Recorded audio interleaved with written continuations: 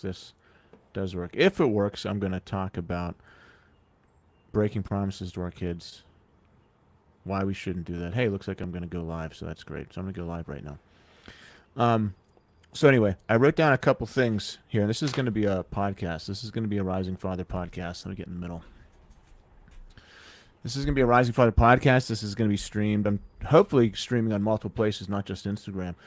I'm trying to stream on with Riverside, trying to stream to multiple sources for the very first time. We'll see if it works out. It might work out, might not work out.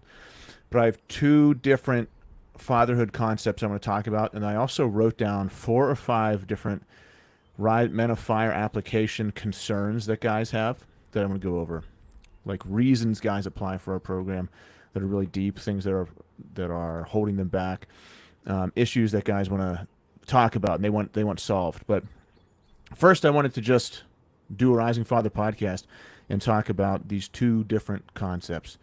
So welcome everyone. I haven't done a live at this late in the day before, so I might be a little sleepy. So hello, what's going on? If I stumble some words, it's all right. Failure's okay, everybody. So if I mess up, just forgive me. So the first thing is I was asleep last night, and I woke up at 3:45, 4 a.m.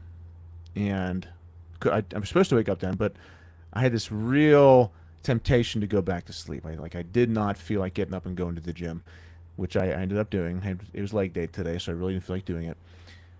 But this like scary feeling came into my stomach, and I heard my son's voice kind of like echoing in my head, and all these promises that I made him were just like bouncing around my brain.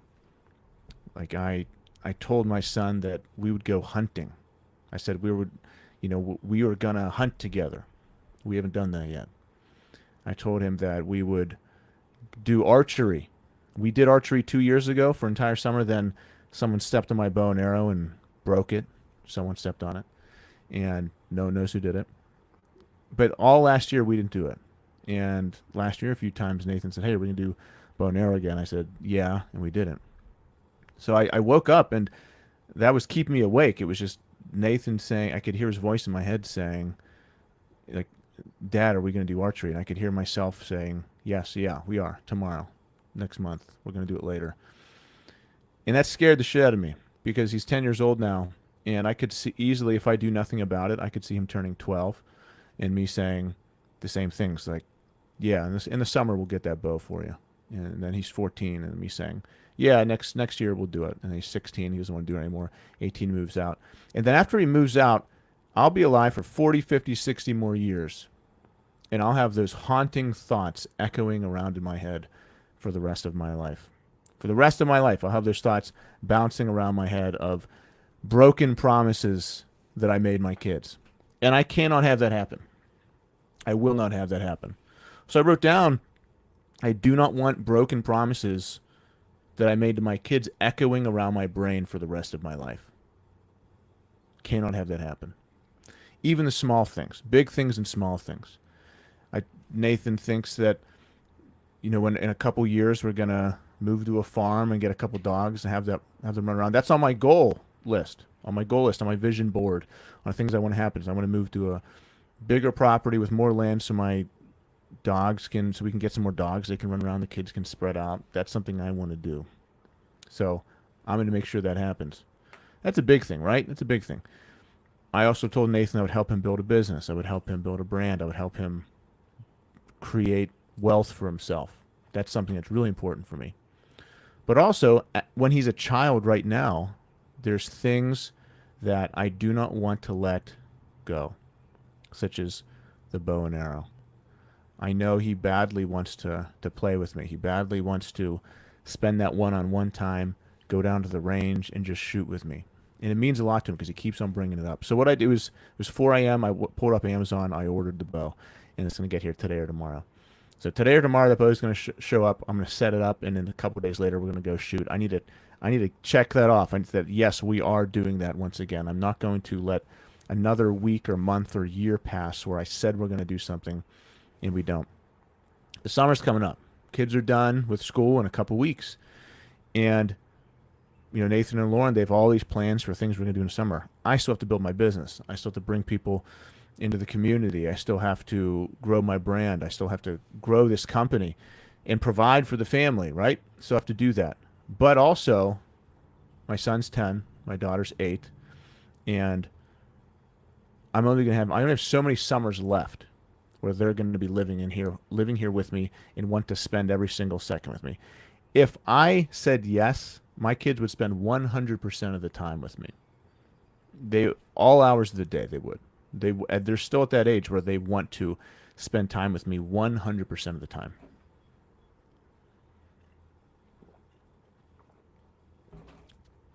I'm lucky because I know people have kids 10 and 8 years old, and that's not the case. My kids love me so much. They love their mom so much, and we adore them. We have a great relationship, and they want to, at all times, cuddle us, hug us, go play basketball, play video games, watch movies with us. They want to be around us all the time, and I need to make sure that I don't waste that. Because there's never going to be a time in my life where people love me as much as my kids love me right now. Even I know my wife loves me, okay? But it's different than what comes from your kids.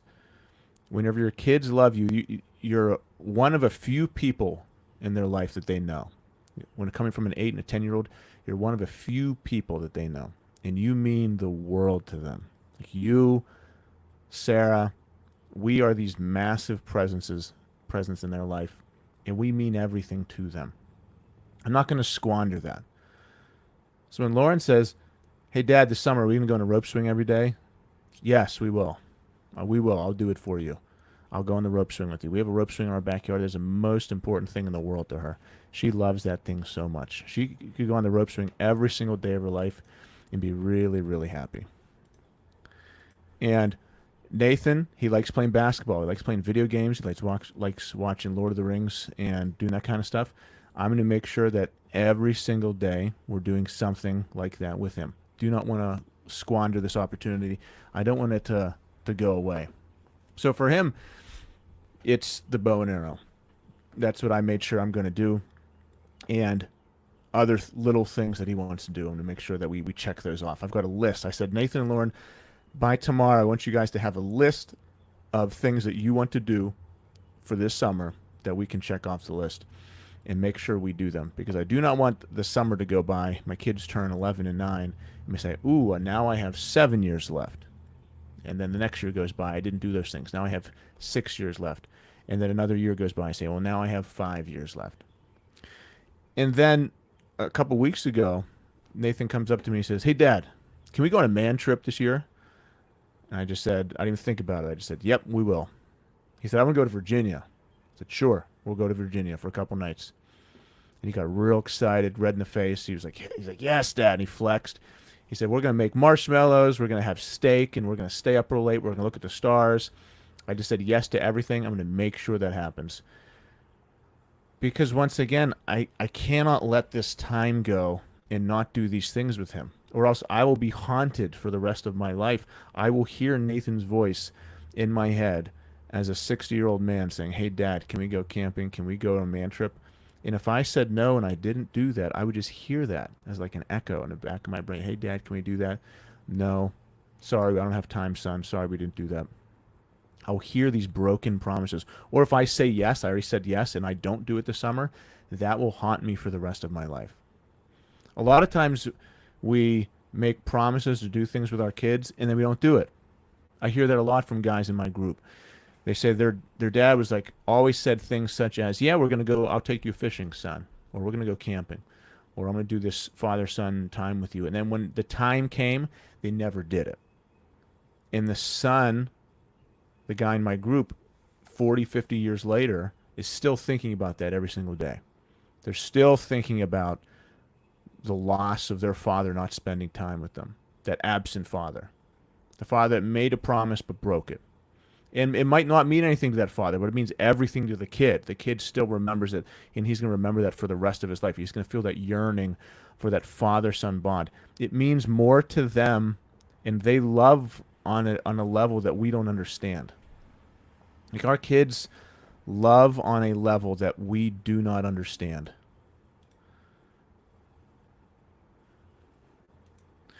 Give me 1 second here. They mean, or we mean so much to them, and part of this is because they are like we are a larger percentage of their life than they are of ours. Like I know 1,000 people, my son knows 10 people. I am very close with a lot of people. My son, I am everything to him. When he thinks about the summer, he thinks, what am I going to do with my dad? What am I going to do with mom? When I think of the summer, I'm thinking about all the business things I have to do, in addition to what I'm going to do with my kids and my wife and the vacations we're going to go on and trips and events I'm going to plan for my business and all these different things I have to do. In addition to all that, yes, it's what am I going to do with my kids. But for Nathan and Lauren, when they're thinking about the summer, they're thinking, okay, the summer's coming up. What are mom and dad going to do with me? What are mom and dad going to do with me? We are everything to them. So if I break these promises to them, I'm just cutting out their heart and crushing them on the inside. And that's how I think about it. So I'm trying really, really hard not to break any of these small things my kids want to do, any of these small promises, because they may be small to me, but they mean everything to them. So I don't want to break promises to them because it will hurt them right now. And also, I don't want to live with that regret and that haunting memory for the rest of my life. I don't want to live for the rest of my life with the sound of my daughter and son's voice in my head saying, hey, Dad, can we? And me saying yes, and then we didn't do it. And 20 years from now, I'll be laying in bed trying to go to sleep, and I'll remember my son asking me to play archery and me saying yes, but we never did. I'm already thinking about that now, how I didn't do it last year. I'm not going to be 60, 80 years old thinking about those things. Because I know it happens. It already happens to me, is happening to me right now, of things that I said I would do and that I feel like I'm running out of time, like going hunting. I don't know how to hunt, but I told my son I would hunt. I told my son we would go hunting together, so I need to make sure I learn how to hunt. He's super excited about that. So I gotta build myself. I have to learn how to do that. I need to get my shit together so I can take him on that. Archery, basketball, man trip. He wants to go watch Lord of the Rings in the movie theaters this summer. All these things I want to make sure I do with them. So those are the two fatherhood concepts I wanted to talk about. Let me scroll through. Anyone's on Instagram. What's up, guys? Feel free to put any comments, anything you want in here. The other thing I wanted to do is I wrote down a couple of these application problems that guys wrote for the Men of Fire program. So whenever you fill out an application to join my program, you have 9 or 10 questions to fill out. And it's things that are bothering you, like why you want to join, why you want to transform your life, why you want to change your life. And guys in my program are doing that. But obviously we get more applications because not everyone's accepted, so we get applications from people who want to join. I'm just going to go through a couple of the common ones that I receive, and maybe you can relate to them. So one of the ones is, my biggest fear is that my kids are as overweight as I am. So from people, one of the things you can do, what will happen if you join us is you will get in the best shape of your life. If you've seen our testimonials, if you see our before and after pictures, you will get shredded in the best shape of your life. You'll have energy. You'll be very athletic. Even if you don't want to get ripped, you will get in the best shape of your life. You'll be very strong, fast, and you'll have a lot of energy. So some guy said, he is answering the question, why do you want to join us? He said, my biggest fear is that my kids will be as overweight as I am. So is that realistic? Yes, it is. I can tell you as a teacher, yes, it is. I've seen thousands and thousands of kids. I was a teacher for 15 years. Total teacher 20 years, counting my private saxophone lessons I taught. And the kids that were overweight had overweight parents. Almost 90% of the time. Very rarely was there a kid who was obese or overweight and the parent was ripped in shape and disciplined. If the parents are disciplined, the kids are disciplined. A kid that is very with it has very with it parents. A kid that is sloppy, undisciplined, overweight, I already know what that parent is going to look like at the parent-teacher conference. And I'm not a teacher anymore, but I was a teacher last year at this time. My wife's a teacher. It's always the case. So yes, that is a really legitimate fear. Probably my biggest fear is that my kids will be as overweight as I am. And what I like to ask people is, if your kids took your current life, would you be proud? Would that be a gift you're giving them or a curse? So let me say that again. If you handed your kids your life from right now, would you be handing your kids a gift or a curse with how you are living your life? And that is the reality of what you're doing. So right now, your habits. If you're 35 years old and you have an 8-year-old boy, if he was 35 years old and you handed him your weight, your self-confidence, your identity, your habits, would you be happy and proud? Would you say, yes, I'm lifting my son up? Or would you be saying, I'm handing him an infinite amount of baggage and a massive hurdle to overcome, a mountain to climb? So if you are extremely overweight and you've allowed yourself to crumble and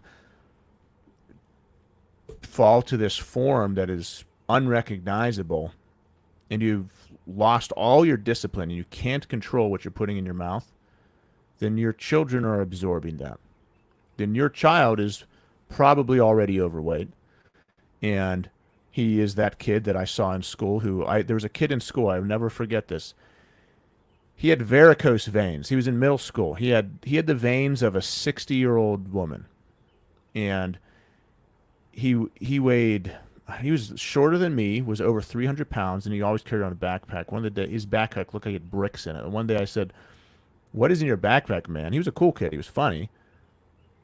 But his skin was papery thin. He looked very unhealthy. His biological age was probably 50 in middle school. He had 8 cans of Mountain Dew in his backpack for the day. He would just drink them throughout the day. So, as best I could, in the middle of a 100-person band class, I tried to tell him that wasn't very healthy for him. But that was my influence on him is 1,000th of his day.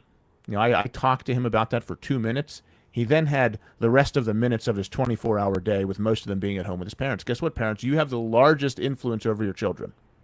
Not what they're learning at school. That is your responsibility. So this kid, and even if his parents didn't know that he had 8 cans of Mountain Dew in his backpack, they could see what he's doing. They'd see what he looks like. This kid was massively obese. And then I saw the parents at a parent-teacher conference. You think they were ripped? You think they were in shape? No. They looked just like the kid. So the kid looked just like the parents. He was mimicking the parents. He was mirroring the parents. So if that is you, if I'm being very truthful and honest with you, okay? I also was out of shape and undisciplined at one point. Sloppy. That's why I changed, though. I was ripped and disciplined for a lot of my life. I got married, got kind of overwhelmed with marriage and kids and different failures I had. So there was a period of time, some years, where I got really undisciplined and fat and sloppy. But I got disgusted with myself. I got to a point where I said, enough. Not going to do this anymore. And I made a change. I invested in myself, hired coaches, hired mentors, joined men's programs, and changed my life. So I changed. Now I'm in the best shape of my life, helping other guys do the same thing. But this guy's fear is a legitimate one. He said, probably my biggest fear is that my kids are as overweight as I am. Let me tell you, man, that's the truth. That will happen if you don't make a change. Absolutely. The next one. Someone said, be more patient and understanding when my toddler has a freak out. So many guys have this problem, impatience with their kids, and they lose their patience, they flip out, they get angry and upset at their kids whenever their kids get upset. And we talked about this on our Wednesday morning brotherhood call for the Men of Fire program.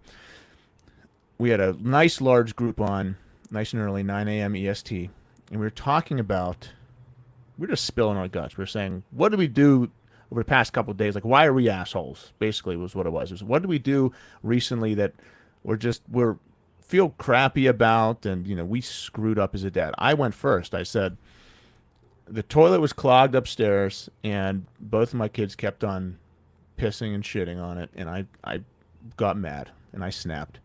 And then Nathan said to me, "Hey, Dad, you didn't have to yell at us." That was my share. I said, I'm the leader. I started off. I said, this is me being an asshole. I snapped and I yelled at them. I said, why are you guys peeing and crapping all over this dry pile of toilet paper? And so I lost my patience. I did. And then every guy after guy went around and told stories about how they lost their patients. And just purely sharing that to another man helps heal you and it helps heal another guy. So one of them talked about how whenever he procrastinates with his own work, it spills out onto his family, and then they make bad decisions because of what he did. So he procrastinated with work or with plans or something he had to do, which caused his wife and children to be in a bind. And then because of that, they don't react perfectly and they make bad decisions because of the situation the father put them in. And then the father then yells at them for the situation he puts them in. So because of the father's procrastination, the kids are rushing. The kids make mistakes because of the father's procrastination and they're rushing. And then because of the mistakes the kids make, the father yells at them. It all comes back to the father. Extreme ownership, as Jocko says. So a lot of times when we procrastinate, we're very unpresent and we wreak havoc on the rest of our family. I know for me, if my kids get home at 4 o'clock and my time blocking list is not complete, I'm a very unpleasant person. I can be an asshole. Because in my head, I have a list of things and projects I have to get done. I have a list of things I have to get done. And if I procrastinate throughout the day, if I was scrolling instead of working, if I wasn't efficient with my time, if I didn't prepare well, if I skipped my wake-up time and slept in, and now I'm rushing and my kids get home, I can't be present with them. I'm thinking about everything I didn't get done. That's why these systems are extremely important. That's why that's part of what we do is we have systems in place to make us a better father. If you're more professional and organized with your work, you can be more present with your wife, with your kids, because everything is done. You're not thinking about it. You don't have any tabs open. You open your computer and you have 20 tabs open. That's what it's like whenever you have unfinished business and your family gets home. You want to close all those tabs, have everything done, and you can be present with them. Because the negative side is we're not present and we lose our patience extremely easily because we procrastinate. Also, there's a frustration that happens whenever your toddlers freak out, whenever your kids get upset, fight. A lot of guys can't handle when their kids fight. You feel this rage building in you. You feel this heat. You feel this warmth kind of coming up your chest from their stomach, goes from your stomach up to your chest, and then you can't handle it, and you say something you regret. But you can deal with that.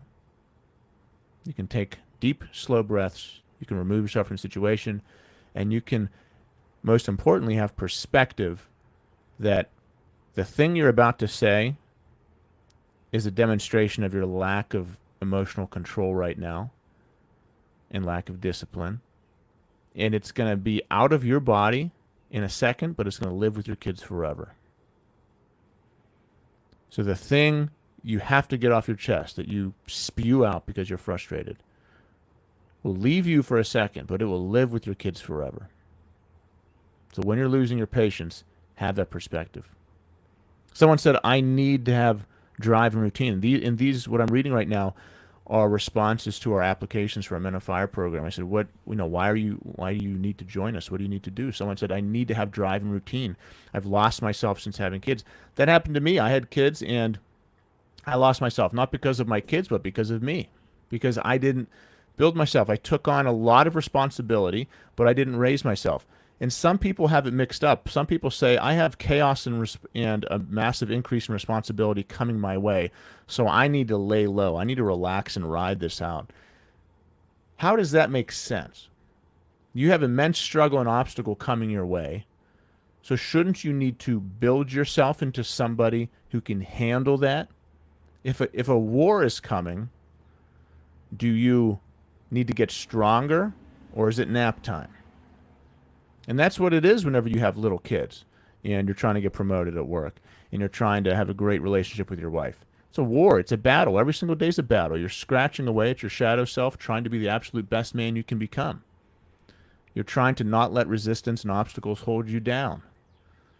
Every single minute, every single hour, every single day, you have to battle to become the absolute best man you can. So you have to build yourself. You want to be resilient. You want to be strong. You want to be the lighthouse, like we say in the Men on Fire program. You want to be immovable. Be that rock that lights and warms the way. So you need a routine in place. Every one of my program, you come in, you get a morning routine. Wake up time. What are the 4 or 5 things you're going to do before your family wakes up? Work out is a great one. Journal, great one. Breath work, great one. Listen to podcasts, read a book, do something that builds you as a man. The 365 days can go by, and at the end of that, you say, look back on these 365 days, I've built myself into a savage badass. Nothing can hurt me. Because say you wake up at 4 a.m., and for 3 hours, you have worked out, you've journaled, you've meditated, you've read a book, you've planned your day, you've done an act of service for your wife, you've cleaned the house, and then 7 o'clock hits, your family wakes up. How do you think you're going to feel? You're going to feel amazing. Simple. It's easy. Easy to do, simple to do. Also easy not to do. It's easy not to do these things. But I promise you, if you do them over and over and over again, you are going to feel amazing. Someone said, indecisiveness that leads to me seeming weak and not confident. Not seeming weak is weak and not confident. Indecisiveness. Part of that is perfectionism. That's thinking that you have to be perfect to make a decision, which is also stems from weakness. Perfectionism also stems from being weak because you don't trust yourself in the failure. For you, you can only survive if the outcome is predicted, the outcome is predetermined, and the system is rigged for you to be successful. That's what perfectionism is. It's I'm not going to attempt this unless the outcome is perfect. Because if the outcome is perfect, the pure thought of me not getting a perfect outcome scares the living hell out of me, and I don't think I could survive in that environment. That's what perfectionism is. It's a fear of your lack of confidence in yourself. So what if I step into this room and I say the wrong thing? I look the wrong way. People are judging me. People think I look weird, sound weird, and I'm not successful. Well, I'm just not going to even go into this room. I'm going to stay home because the outcome might not be perfect. Or you could say, I'll go into this room. I'll make some failures. I'll make some mistakes. It's okay. Like this Instagram live podcast right now. I'm going to make some mistakes. I may burp. I may fart. I may do something embarrassing. It's okay. Doesn't matter. I don't care. I can survive. I have confidence in myself. It is okay. But whenever you're indecisive, you can't make a decision. That's from a lack of confidence in yourself. You don't believe yourself anymore. Indecisiveness comes from you repeatedly over and over again proving yourself that you can't be trusted. It's you told yourself every day for the last 30 days you'd get up at 5 and you got up at 5:45 or 6:30. So whenever you think of a future decision, should I choose A or B, you can't make up your mind because whether you choose A or B doesn't mean anything to you. You don't know that you're going to hold to A or B. If you choose A, you might bail. If you choose B, you might bail. Choosing a decision, choosing a response, a result means nothing to you because you always break your promises to yourself. You have to keep the promises you make to yourself for you to be decisive, trust your gut again, and make quick decisions. You also have to be willing to take risks, invest in yourself, do things that scare you. Jump off that cliff into the lake, the one that's a little higher than that you want to do. Invest in yourself a little more than you're used to. Have that conversation with your wife, the one that's going to be a little more confrontational, has a little more truth, but it's going to save the marriage. Once you do these things that are fearful but need to happen, you start to inspire confidence and build your own identity. But you have to do things over and over again. You have to prove to yourself who you are over and over again to build back that confidence.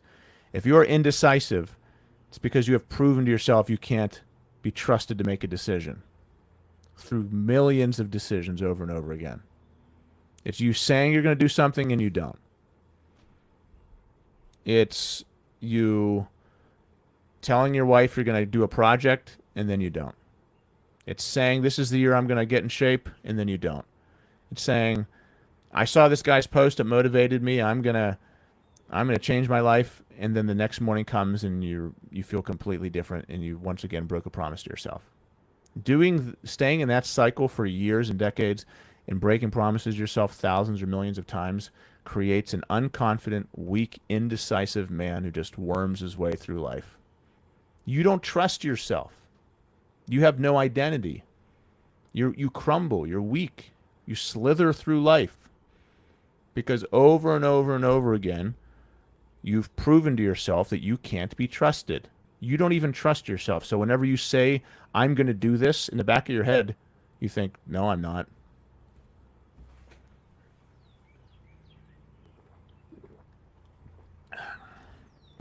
And if you can't trust you, you think your wife trusts you? Heck no. Your wife is probably managing the bank account. She's probably covering the credit card. She's probably organizing everything. She's probably the rock of the family because she can sense weakness in you and you can't be trusted. You're not the leader of the family. But that can be fixed. That can all be fixed. How can it be fixed? Well, you need to start small. You need to wake up when you say you do. You need to start going to the gym again. You need to start tracking your macros. You need to start eating healthy. You need to start building yourself. You don't need to set a goal for some ridiculous, inspiring feat. You just need to get up in the morning. That's it. I was talking to some guys about building a brand, building a social media presence, building an online business. And when someone asked a question about algorithms and SEO, I said, no. You just need to post every single day. That's all you have to do. The simple, basic things. You need to prove to yourself that you can be consistent. Until you can do that, we're not going to worry about anything else. It's like Maslow's hierarchy of needs. You have to do the basics first. And then lastly, someone says, I want to be physically fit so I can... I need to be physically fit so I can give her the best of myself, improve our sex life, and have energy to do things recreationally after work. Yeah, that is the time that you show up. This is your most important time. That is lifetime. This is the time between when you get home from work and go to sleep. Those are the hours of your life you are going to remember the most. And what phase of life are you going to remember the most? It's when you have kids. So if you're overwhelmed, stressed out, out of shape, no energy during these hours, what life are you going to remember? Whenever things are calm and you're retired and sitting on a golf cart, that's what you're going to look back? No, you're not going to remember those. The chaotic, crazy, insane times right now are the times you're going to remember. You don't want to think back to these times when you had kids, of you being so out of shape and have zero energy. You were just sitting on the couch and drinking a beer and watching TV as your kids were staring at you, begging for you to get off the couch and go play outside with them. Asking you so many times until they finally give up and go over to their friend's house and play with their friend's dad. I can't tell you how many times I go to the park and I just get swarmed by kids because I'm running around a playground with my son and daughter so much. And if you're one of those dads, you know it's true. You're at the playground and you're running around with your kids. You look down, there's a kid under your elbow, there's a kid under your knee, they're grabbing your socks, they're just like everywhere. Because they want that presence so much. They so badly want an energetic father to play with them. And then you look over and you see some dad drinking a Coke, scrolling his phone, with his shirt barely covering his stomach, sitting on the bench, and his kid is playing with me. Or he's playing with another dad. And then, that dad's saying, the timing isn't right now. Life's getting in the way. I can't do anything. Right then he could be burning calories, playing with his kid. Yeah, these guys said, I want to be physically fit so I can give my wife the best of me. Yes. Don't you want to be sexy for your wife? It feels good. You know what makes a man feel powerful? Knowing his wife wants him. That's what makes a man feel powerful and confident. Knowing that his wife wants him. Physically. Sexually. That's what makes a man feel on fire and great. Not, hey, let's make this room pitch black into a cave so we can't see each other. Nothing good about that. That doesn't feel good. Promise you. It feels great when you both get to a point where you actually enjoy having sex with the lights on. And your wife is flirtatious with you, wants to have sex with you, and you have the energy to do that. And things are passionate again like they once were. It's a beautiful, amazing time. Sex is extremely important in a marriage. Many guys go years without having sex. And there's probably people who are going to listen to this and are going to say, yep, that's me. Months, 6 months, 12 months, 2 years without that. And the crack in their marriage just grows and grows and grows. Guess what? You need to fix you. You need to build you. You need to turn yourself into a savage badass of a man. That's the only thing you can do. You can't control your wife. The only thing you can do is build yourself into a person who magnetizes people. That's it. It's the only thing you can do. So what do? You go to the gym again. You get disciplined again. You do the basics. You build yourself into a disciplined person. You don't wake up randomly and let the day happen to you. You decide the night before what your day is going to look like. You time block every single hour. You say, I'm going to wake up at this time. I'm going to go to the gym. I'm going to cold plunge. I'm going to go in the sauna, blah, blah, blah, blah. Whatever your morning routine is going to be for you, you say this is what it's going to be, and then you goddamn do it.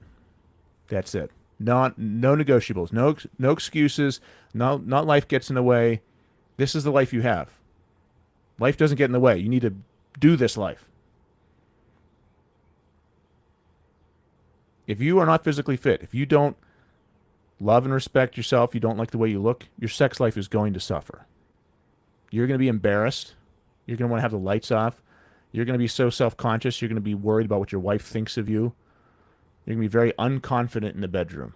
All that can be fixed. Wouldn't you want all that be fixed? What would you pay to have all that fixed?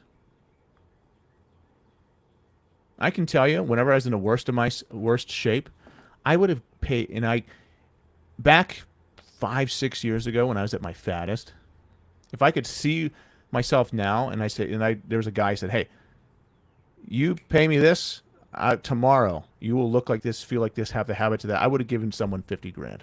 So I give it to me right now. I want to live that life. Because guess what? That guy can make more money anyway because he's disciplined. But every single thing a disciplined man touches is different. I told the guys in my group, it's like the Midas touch. Everything you touch is gold. Everyone you speak to gets a different man. Every person you interact with at work gets a different man. Whenever you are confident, love yourself, respect yourself, and are disciplined, and once you've built yourself into a leader.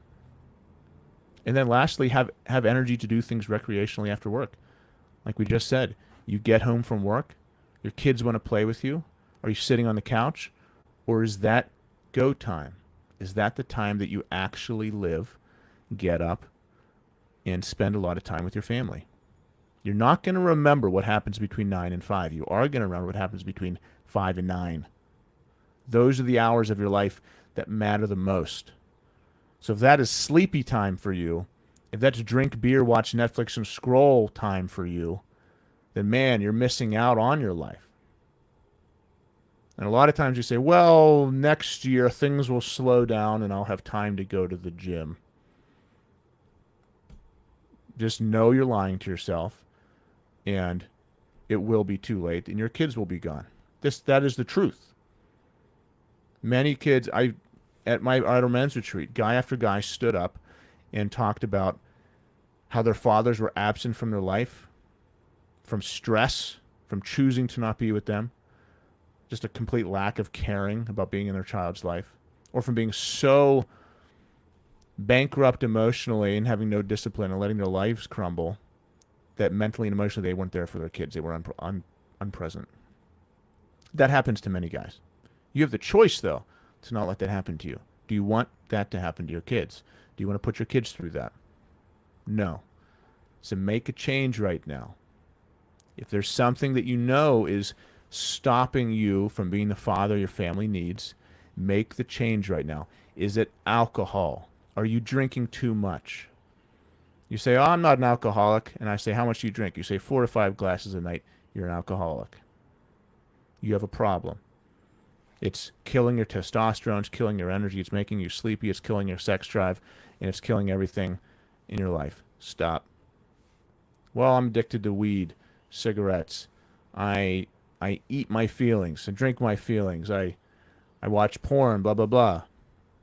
I'm not present at all. I'm failing at my family, so I drown myself at work, which is something many guys do. I need to find success somewhere. I'm not finding it home, so I find it at work. Identify it. Write down the thing that is holding you back. Cut it out of your life and decide to rise today, not tomorrow. If you're listening to this, you still have hours left in the day. And guys, I'm going to end there. That is the end of this podcast. Let me see if there's anything I need to answer here. Feel free to message me at any time. You can message me on Instagram anytime. Send me a DM. Happy to chat. But this will be put out on our Rising Father podcast for the next episode. I think it's episode 82 or something. Go back through the last episodes. We had some killer episodes, the last 5 ones, so make sure you go back there. That podcast is everywhere. Guys, I will see you.